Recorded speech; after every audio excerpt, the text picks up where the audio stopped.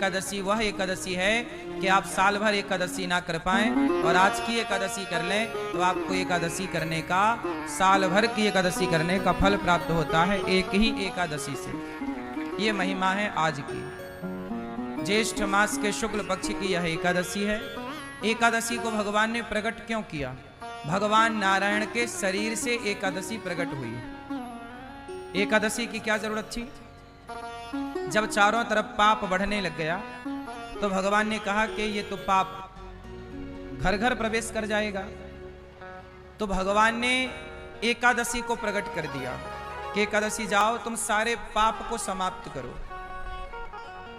तो एकादशी जब आई, प्रकट हुई, तो एकादशी के प्रभाव से पाप थर थर कांपने लग गया। तो पाप जाके ना चावल के खेत में छिप गया। सारा पाप तो समाप्त हो गया जो जो नजर आया, पर चावल के खेत में पाप छिप गया तो वो पाप बच गया। तो एकादशी ने सबसे पूछा, क्यों भैया आप तुम्हारे भीतर पाप तो नहीं है? बोले हमारे भीतर तो पाप नहीं है, क्योंकि हर शरीर से पाप निकल गया, हर शरीर से पाप निकल गया। तो एकादशी जी ने कहा कि भाई अब तो निष्पाप हो गई पृथ्वी, अब कहीं पाप नहीं रहा। बाद में पता चला कि चावल ने आश्रय दे दिया। सबने गवाही दी कि हमारे पास अब पाप नहीं, हमारे पास पाप नहीं, पर चावल ने पाप को छिपने की जगह दे दी। इसलिए एकादशी के दिन लोग चावल नहीं खाते। क्यों? क्योंकि एकादशी के दिन पाप शरीर से निकलकर चावल में जाके छिप जाते हैं, अन्न में जाके छिप जाते हैं। और जब आप चावल ग्रहण करते हैं तो वह चावल के द्वारा एकादशी के दिन आपके भीतर सारे पाप प्रवेश कर जाते हैं। कहते हैं एकादशी के दिन पाप का वास अन्न में होता है। सीधी भाषा समझो, जैसे सब दिन बने ना कि कौन से दिन को भगवान का वास कहते हैं? अक्षय नवमी के दिन भगवान नारायण का वास आंवले के वृक्ष पर होता है। फलानी तिथि पर भगवान का वास यहाँ पर होता है। उसी तरह एकादशी के दिन पाप का वास अन्न पर होता है।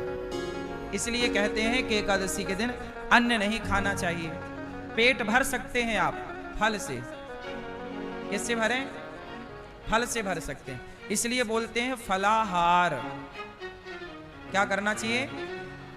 फलाहार, फल का आहार, अन्न का आहार नहीं एकादशी के दिन। तो ये शास्त्रोक्त प्रमाण हैं, बातें हैं, इन्हें मान लेने में भी कोई बुराई नहीं है। तो एकादशी के दिन चावल क्यों नहीं खाते? बात समझ में आई?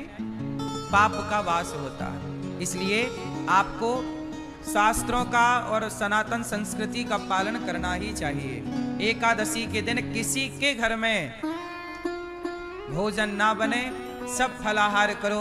आज के दिन ज्यादा से ज्यादा कीर्तन करो, भगवत चिंतन करो, भगवान को ज्यादा से ज्यादा समय दो, भगवान को समर्पित कर दो।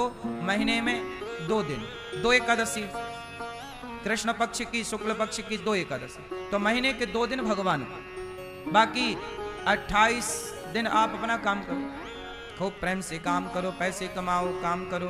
2 दिन भगवान को। तो भगवान का स्मरण कैसे करें? अभी यहां पर ना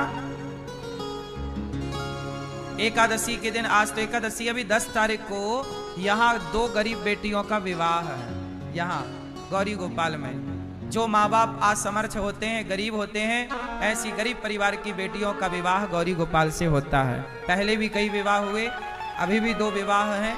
तो आप लोग भी आज एकादशी में संकल्प ले सकते हैं कि हम किसी गरीब बेटी का कन्यादान करेंगे, हम सहयोग करेंगे उस बेटी के विवाह में।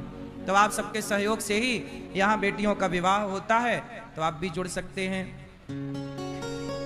छोटे से गांव में पीपल की छांव में, छोटे से गांव में कदम की छांव में, आजा राधा तोहे श्याम बुलाए। ओ बुलाने से आ जाते हैं, राम कोई बुलाकर देख ले।